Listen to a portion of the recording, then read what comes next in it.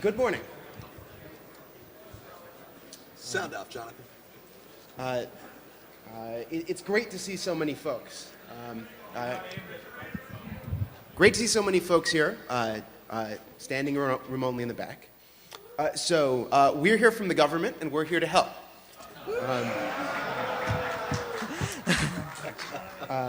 My name's Jonathan Mayer. I'm Chief Technologist for the Federal Communications Commission's Enforcement Bureau.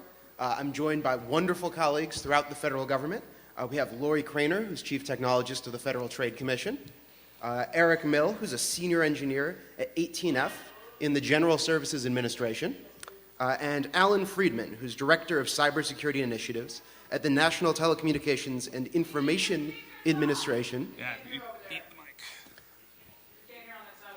All right, let me try a little louder, and with apologies to the folks who were near speakers.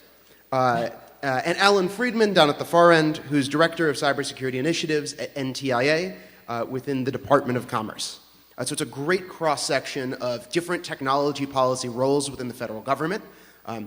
We have working on cybersecurity in the main component of the executive branch. We have delivering services throughout the government. We have an independent agency working on security and privacy issues, a real thought leader within the government. And then we've got the FCC. Yay. So I'm going to ask each of our participants to say a few words about their agency and what the agency's been working on in technology policy and their role in the agency. And then for the most part, this is going to be an extended Q&A session. It's up to you to lead the conversation. There are microphones at the left and the right of the room. Please line up and have your questions ready. And my game plan is to just alternate, and we'll do our best to answer. Okay, so Lori, could you start? Hi, good morning. So the Federal Trade Commission focuses on consumer protection. And in the security and privacy space, we're very much interested in protecting consumers from having their private information breached and leaked. We're interested in protecting them from unfair and deceptive practices, scams, fraud, also spam, robocalls. These are all things that we are very interested in investigating and in finding ways to protect consumers. We also do outreach to consumers about how they can protect themselves and avoid falling for some of these scams. We are very interested in talking to researchers, and if you come to our session at 1 p.m., we will get into more detail about that.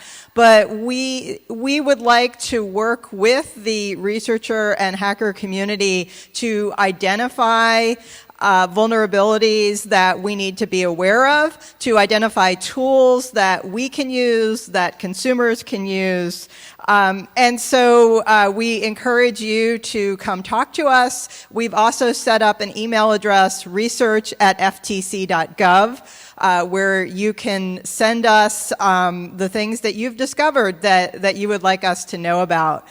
We also have a number of events that are coming up this fall that we are going to be interested in having researchers attend. They're going to be open to the public as well as webcast.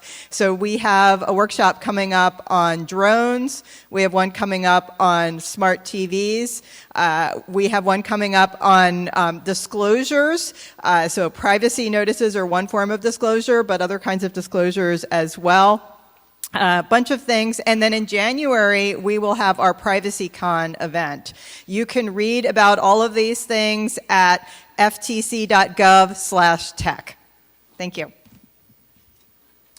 Sure. So I'm Eric Mill, and I'm with a group, a relatively new group in the federal government called 18F. It's like 18F. And we're about 2 years old, and we're housed in the most excitingly named agency in the federal government, the General Services Administration. And so we're about a couple of hundred people, mostly not in DC, and we are trying to do technology right in the federal government. So we actually have dozens of engineers, product people, UX people, design folks, security people, and we are trying to make sure the government can do well for itself on technology, and to make sure the government can do things the way that we all want to do things. We can embrace the cloud, use open source, do agile development. We can bake in privacy and security from the beginning of the development process. So we try to lead through implementation and delivery. We do some of the things that are maybe most relevant to this crowd. So we're currently working on getting a bug bounty program started on a number of our public-facing systems. Shout out to DoD, who just did the first government bug bounty program fairly recently, hacked the Pentagon. Definitely learned a lot from them. We're also trying to hire, and so the government does in fact employ information security professionals. We're trying to do it a little bit differently and hire people that are senior technical implementers that don't require security clearance and put them at work on a variety of government-wide systems that make the country work better. And then in particular, part of my work there is focused a lot on encryption, and in particular, 18F has been a really animating force on web encryption, on HTTPS in particular. There actually is a federal policy mandate right now in the executive branch to move everything to HTTPS only with strict transport. That's something that our organization has animated and put a lot of energy into, something I personally work my tail off on, and that's gotten me the chance to meet a lot of the good folks here, and hopefully we're making the government a better place. I'm Alan Friedman. I'm with the U.S. Department of Commerce in the National Telecommunications and Information Administration. We're part of the administration. We are the President's advisor on telecom and internet policy. You may have heard of my boss, Assistant Secretary Larry Strickling, who's trying to keep the internet free and open with the ICANN-IANA transition. And thank you. And in fact, that's a large part of what our organization does is represent the equities of a free and open internet, both inside government discussions as we sort through policy as a giant, complex government, and also across the private sector. In fact, we take this notion of multi-stakeholder engagement quite seriously. Too often there are policy issues where if we wait around for legislation, it's going to take too long, and it may not be great because there's going to be lots of complexities, and legislation is a pretty big hammer. Regulation also takes a while, and when Jonathan isn't writing it himself, it's not always optimal. So what's the tool we have left? And our tool is we try to get the right people in the room and say, guys, let's solve this among ourselves with the right engineers in the room from all the different relevant stakeholders so that we can demonstrate that this is a solution that can be solved by coordination and collaboration rather than waiting around for long drawn-out legal processes or regulation. We have two ongoing initiatives that might be of interest to you guys right now. One is on everyone's favorite topic, vulnerability disclosure. We know that this is not a new issue, but on the other hand, the cliche that everyone is now a software vendor really is true, and there are a lot of organizations that have never had to work with researchers before. So we're bringing together security researchers, vendors, middlemen, everyone possible, and saying, hey, how can we equip companies and organizations around the country and even around the world to know what to do when someone knocks on their door and says, hey, there's a big problem in your system and we can help you solve it. How do we get people along that path? The second initiative, which we've just announced, is around everyone's buzzword favorite, IoT security. It's sort of universally recognized that one, everything is going to be connected sooner or later, and two, security is a giant flaw. No one's really building it in right now. How do we start that process? How can the government promote a better marketplace for that? So we're starting with a small debate and say, hey, patching seems like an important issue, but there isn't really a universal definition for what it means to be patchable.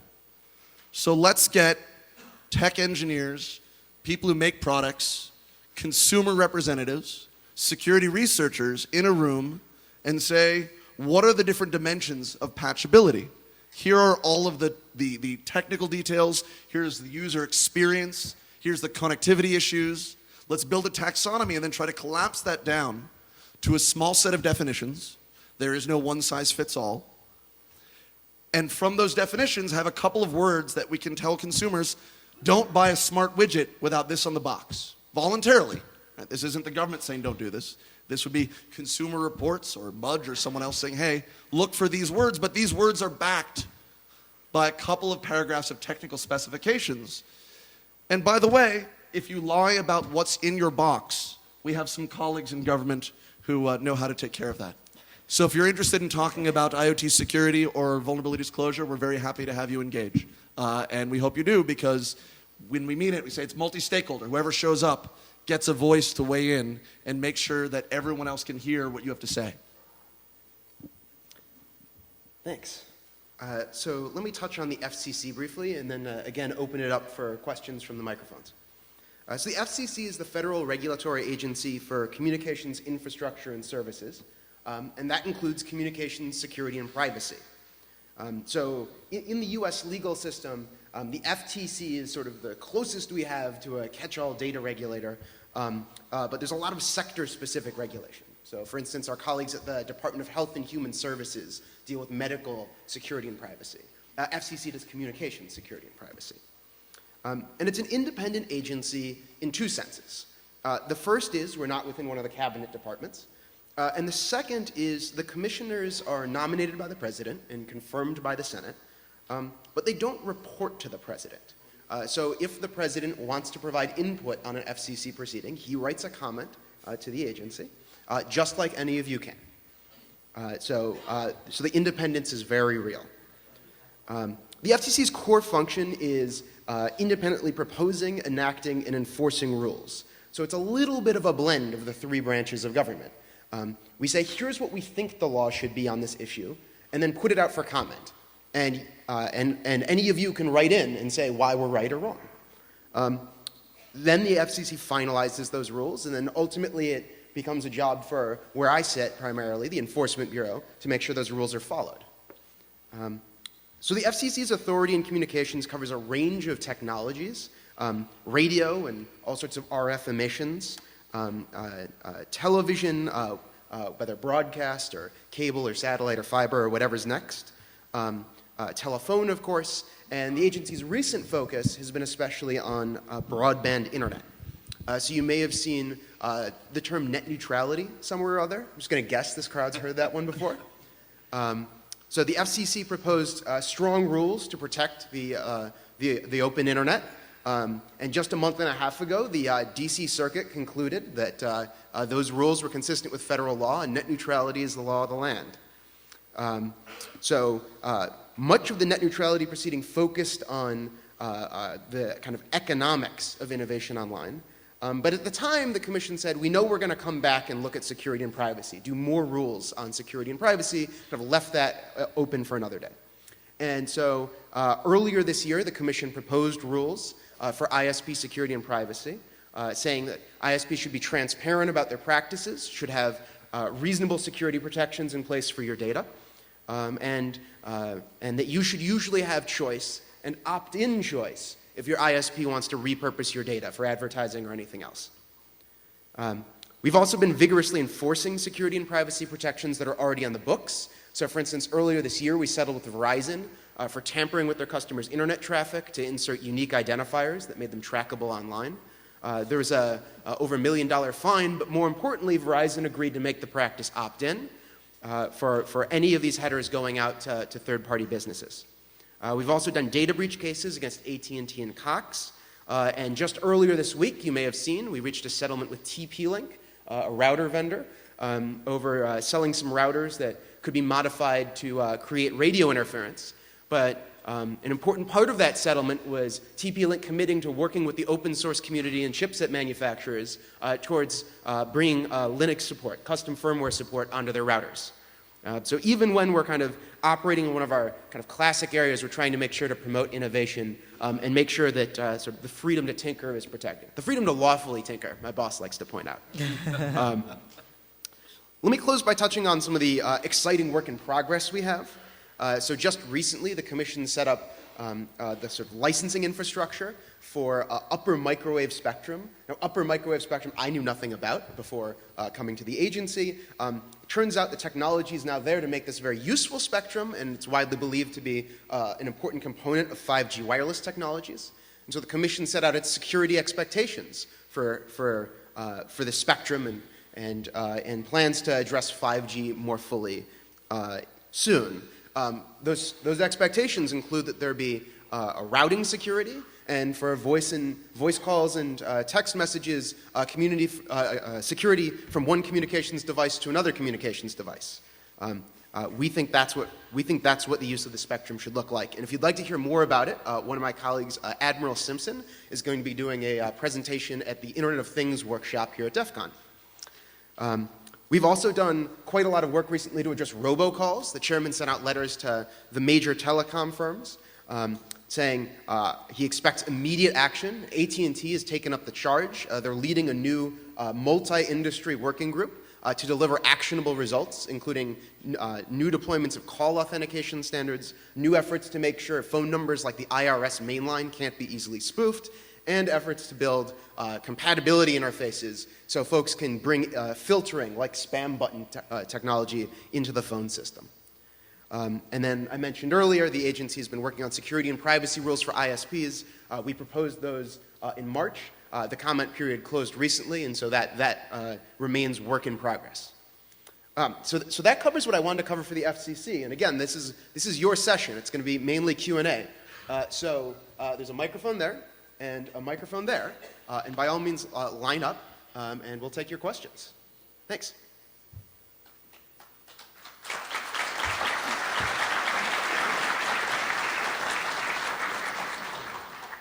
All right, start over here. Yes. I imagine this is for the FCC. I'm wondering, what is your time frame for the telecoms to harden their System 7 vulnerabilities?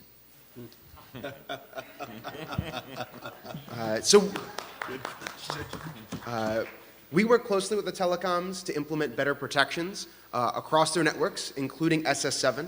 The Commission hasn't put out a firm timeline on that particular issue, but an important part of the 5G communications work that the Commission's doing is saying, here's the way we think the world has to look going forward. Obviously, we're not going to tell companies how to build their networks, but we're going to set expectations, and we're going to work with them to make sure they meet those expectations.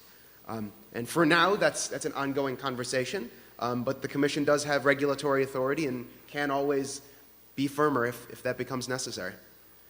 Over on the right. Hi, this question is for the FCC. What are some bits of advice you can give to private citizens so that we can be impactful during the request for comment stage? Lately, it's becoming an increasingly politicized event with large corporations lobbying excessively hard, and we don't have the monetary resources to have our voices heard. And we as technologists know that some of the things that they're doing have led to stagnation of broadband in rural areas, increasingly nasty behaviors, like with Cox trying to do the opt-in service for additional privacy. And it seems that it's getting worse in some ways. How can we have our voices heard? Thank you. So let me start with the FCC component of this, then I'm going to hand it off to Alan and Eric to address getting your voices heard in the processes they work on. So the FCC's usual process for doing a rulemaking is we issue something called an NPRM, a Notice of Proposed Rulemaking, where we say, here's what we think the law should be on this area, in this area. And then there is usually about 30, 45-day comment period, then another equally long reply comment period. Then there's some period of internal decision-making. Stakeholders can continue to come in and meet with the Commission, continue to write letters to the Commission, and then ultimately the Commission proposes final rules. Then usually someone sues, and then finally, after judicial review, the matter is settled. So that's the process. As for making sure your voices are heard, we'll have to be careful not to comment on kind of any ongoing proceeding. I think it's fair to say that I've been really heartened to see how the process works being in the agency. Smart comments get noticed. And if you come to the conversation with something new to say, and especially if you have some real data to bring to bear, it gets noticed. And so sort of the best advice I can give on how to kind of contribute to the debate is make sure that what you write is not duplicative, ideally doesn't use curse words at us or something like that, and gives us some really constructive input. Those comments get singled out. Let me also add, just as a purely procedural matter, make sure you're commenting on the right proceeding. Every so often, folks will file comments in the wrong place. And the system at FCC has recently gotten a lot better for filing comments. We have a whole new online comment filing system. But make sure you file in the right docket, and make sure the issue you're writing in about is appropriate for that docket. So sometimes folks will have really smart things to say and really great data, but it's just not germane to the specific issue in front of the agency.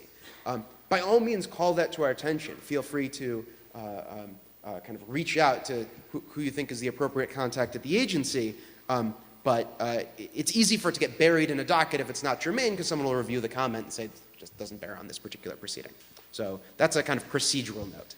Okay, so now over to Alan and then Eric.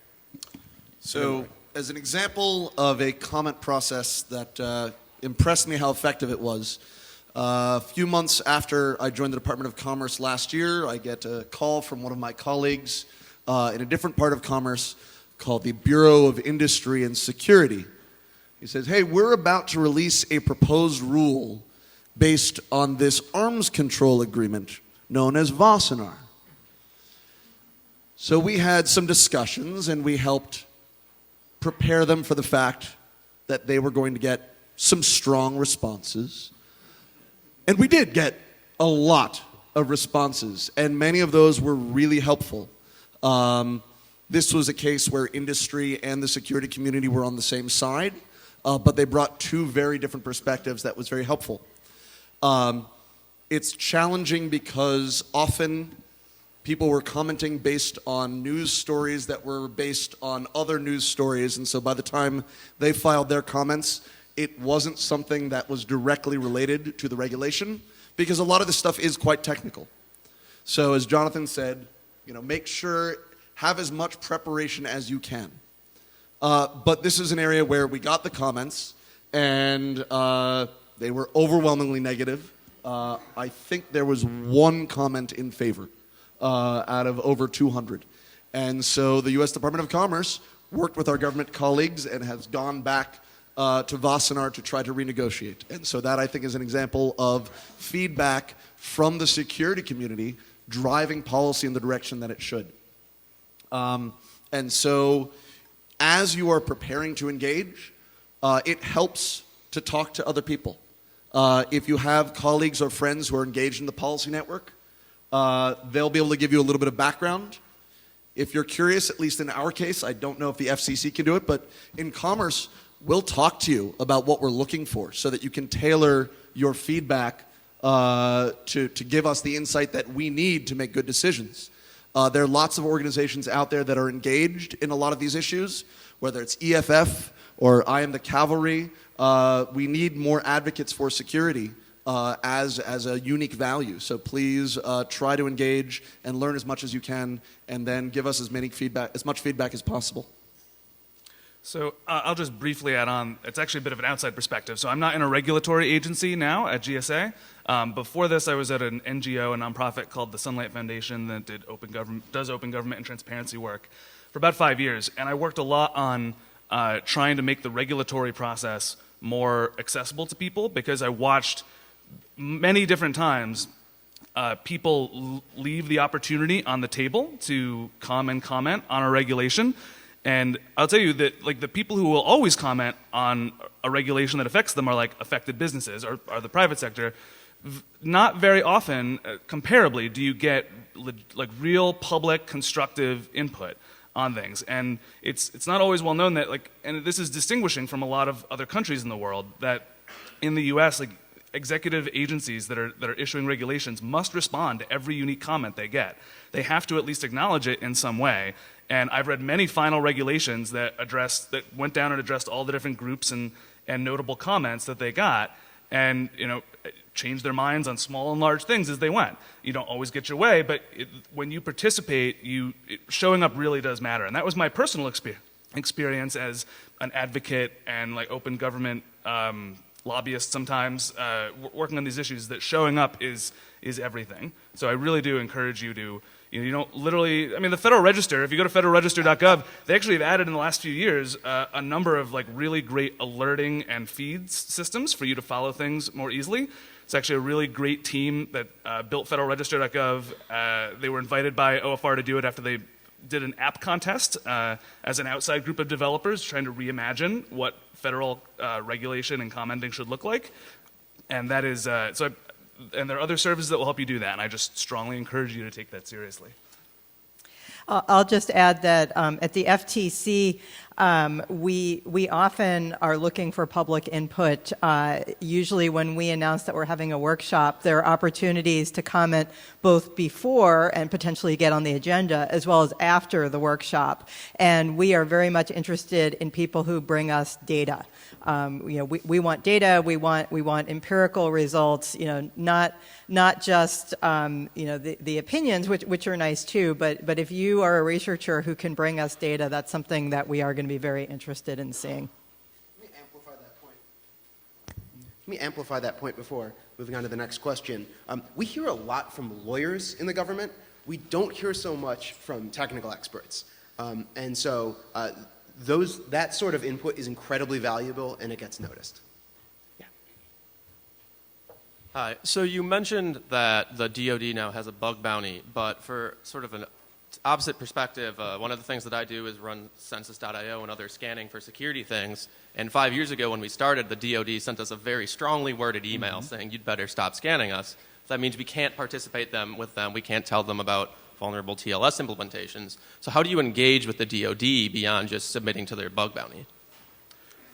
So that's a difficult question, given that none of us are from the DoD. So we're probably not going to be able to give you the answer that you're looking for. But in general, the closer you get to communicating with subject matter experts inside different agencies, the more you get answers that make sense and creative solutions to different problems. The DoD Hack the Pentagon program was started by the Department of Defense Digital Service, which is a relatively new team inside DoD. It's part of the U.S. Digital Service, which is a White House initiative that has created digital service teams in a few different agencies. But that's about the best I or maybe anybody here is going to be able to give an answer to that. I think just large organizations are not monolithic. And so as we said, the closer you can get to the people who engage, the better. In the private sector, we work with large companies inside our process on vulnerability disclosure who are trying to figure out how can we work with researchers, even as their general counsel's office is writing comments about how we need to bring back DMCA controls on their products. So the trick is to find the allies in any organization that you can. I think this panel probably is a great way to start to find the right people. So good luck, and thank you for reaching out. Yeah, and thank you also for running Census.io. So at GSA, 18F uses that data in our work all the time. I personally use it in my work to understand the government surface area and to report things to other agencies as necessary, and to tell people when they're falling down something, and then to work with them to fix it. So really, big thank you to you for that.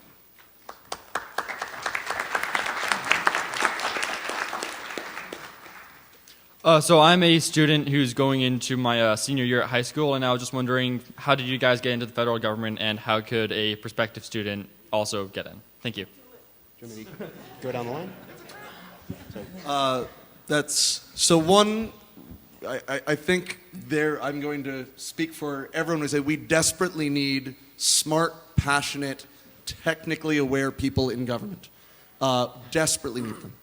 And The advice I would give is it is fairly easy right now to go from the technical world into a policy track. My background is in computer science, wasn't very good at it, so I have my PhD in policy. And when you're so policy, it means I'm a mediocre economist and a mediocre coder. And when you're mediocre at that many things, you end up in Washington. I was an academic, and then someone talked me in. But I think the advice I would give is stay on the technical side as much as possible, but engage in policy in your spare time. And eventually, you'll find an issue where you can find the right person and weigh in, and they'll say, "We need you on our team." Yeah, I mean, so as somebody who went primarily my background's in software engineering, I have a CS degree, but I work a ton on policy day to day now, and it's really as simple as becoming an expert in something and being willing to talk about it publicly, privately, to leadership without fear, and have confidence in what you say, and really develop your skills as a communicator, right? So like being a good writer is just a universal skill that will make you more effective at bringing people into your way of thinking, projecting that you know what you're talking about, and that's something that even if it's not going to be for even if you don't end up working on policy for some amount of years, like take the time to keep exercising those muscles, to keep writing and to keep getting feedback on that, and to keep becoming a good communicator.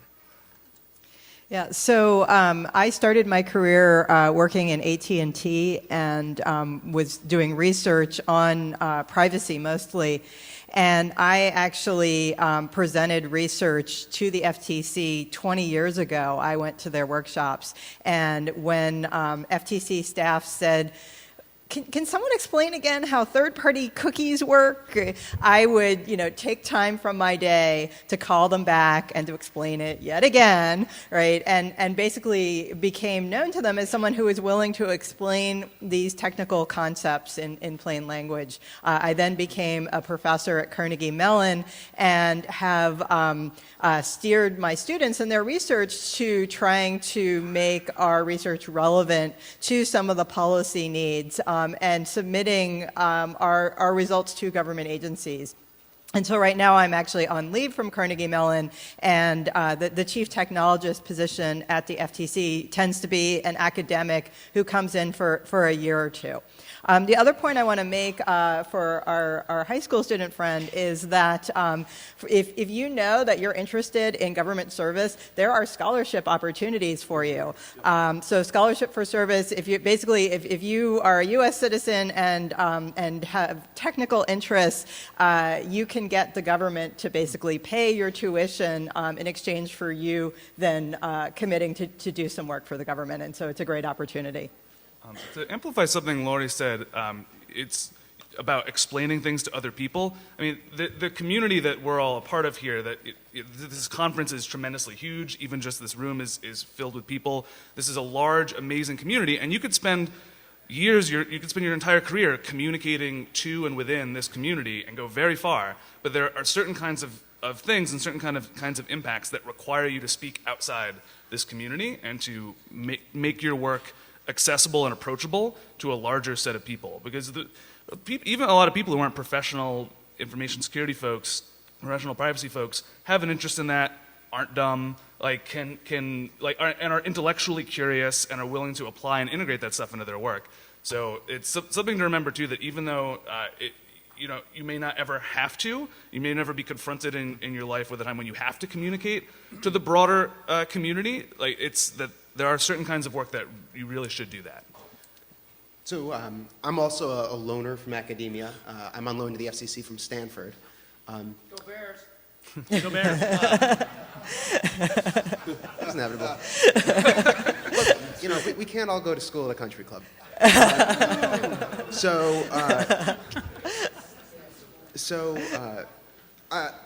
I'm in a different stage in my career from Lori, of course. I hope to be faculty in the not too distant future, but I'm kind of just rotating out from grad school.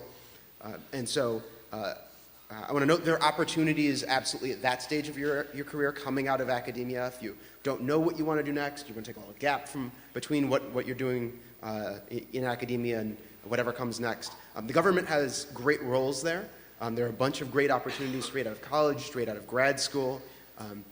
There are programs to support that. More programs are coming online all the time. There are also wonderful internship and fellowship opportunities to explore. Even with a 6-month or 1-year stint in government, you can have a tremendous amount of impact. Or a summer internship, which we actually have 3 summer interns at the FTC in technology roles this summer.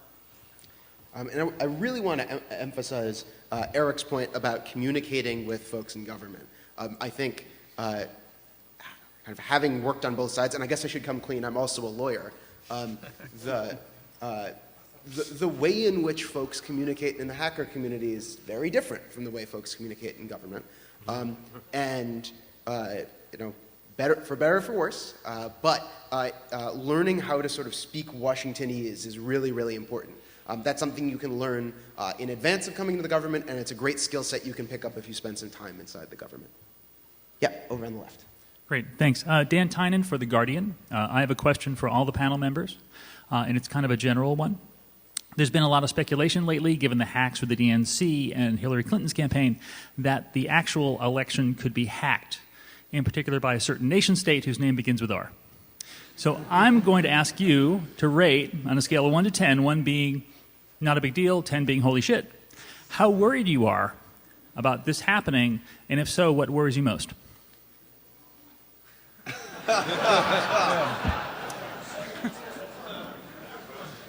So remember when I was talking about learning how to speak Washingtonese just before? Yeah. No comment? I mean, yeah, it's not.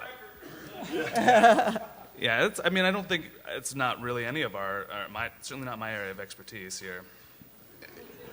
So I'm gonna use this as a pivot, which is the other aspect of engaging with policy is to know when to say, that's a great question, but I don't know. Let's bring in actual experts. Yeah. And fortunately, since 2000, there's been a lot of great research on security of electronic voting machines. And I don't know, are some of Avi's people here? But there are a couple of great professors out there. Yeah. The other lesson I would take away that's highly policy relevant is if you really are interested in this, go and volunteer for your local elections board. You will be the only person there under 70. The 70-year-olds are wonderful, and it is a great way to learn how complex the technology and the bureaucracy and the ideal high-level goals of democracy all work together. So if you are interested in understanding the security of the election system, get some on-the-ground experience while you're hacking your election device as well. Yeah, I've been an election judge in Pittsburgh for the past 10 years, and it's a really interesting and eye-opening experience. I definitely recommend that. On the right. First off, thank you all for coming here today. I can't imagine it's exciting to be told you're going to be at DEF CON and it's representing the feds, but thank you for coming. Appreciate that. And that being said, I had 2 questions mainly for the FTC. Where do you see the breach insurance industry going, and do you see that's going to drive private sector upping their cybersecurity game, because we know legislation ain't going to do it? And is that a growing, stagnating industry? So that's my first question. The second question is, you said a minute ago, you want smart and passionate people, but the government culture tends to bring out a least performance necessary attitude. Is there anything being done at the executive level to change that culture? Yeah, so on breach insurance, once again, I have to say that I'm not an expert in breach insurance, and I'm not really sure. On the issue of getting smart people to want to come to government, I think that the administration has made a number of pronouncements about wanting to do this, saying that you can wear T-shirts and jeans to work. It's a good start, but that's not enough.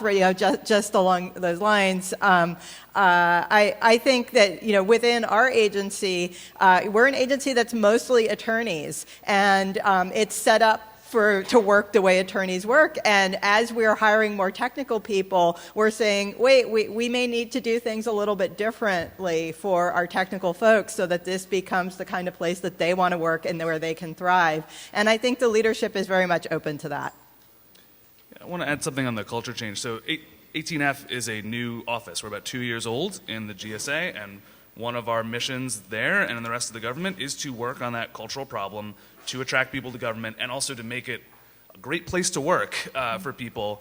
I really enjoy my job at GSA. It's actually the nicest, most humane place I've ever worked in terms of remote work, in terms of having being in the cloud for email and docs and calendar, for having really nice people to work around me, to have computers to deploy things to, etc. And that's a really valuable thing. There's something that's really dangerous, though, that I know we have encountered and I've encountered, is that it's very tempting to talk about culture change as people change, and to talk about problems that you perceive in the government as problems with the people. But it's really not the case, and the government turns out to be filled with a lot of really smart, well-meaning people in some really terrible incentive structures with a lot of fear that drives executive level decisions, like fear of being criticized, fear of being punished, fear of being hauled in front of whoever. And it's that thing that you have to attack through transparency, through a little bit of courage, through changing incentive structures as necessary, to reinterpreting or rewiring rules around hiring, all those things. And yes, those things are all being worked on at the executive level and at the rank and file level in different ways. It is just a big problem. The U.S. government is the largest organization in the history of mankind, and it's very decentralized, but it is being worked on all over.